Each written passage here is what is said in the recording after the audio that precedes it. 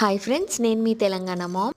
ఇది Saturday night అనమాట. Saturday నైటే రాగుల్ని ఇలా శుభ్రంగా కడిగేసి డ్రై ఫ్రూట్స్తో పాటుగా నానబెట్టేసుకున్నాను. సండే మార్నింగ్ లేసి చూసేసరికి ఇదిగోండి మంచు.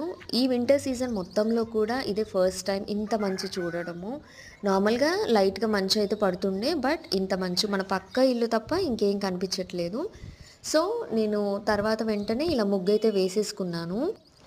ముగ్గు వేయడం వల్ల మన హిందూ సాంప్రదాయంలో లక్ష్మీదేవిగా భావిస్తాం కాబట్టి, భక్తితో పాటుగా వంగి ముగ్గు వేస్తాం కాబట్టి ఫిజికల్ ఎక్సర్సైజ్‌గా కూడా ఇది యుటిలైజ్ అవుతుందండి.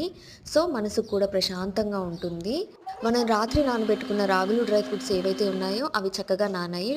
మిక్సీ పట్టేసుకొని, ఇలా వాటర్ వేసేసుకొని, బెల్లం, ఇలాచీ పౌడర్ కూడా వేసేసుకొని ఇలా మరగబెట్టేసుకున్నాను. తర్వాత డ్రై ఫ్రూట్స్‌తో సర్వ్ చేసుకున్నామనమాట. పిల్లలకు కూడా ఎంతో స్ట్రెంతీగా ఉంటుంది.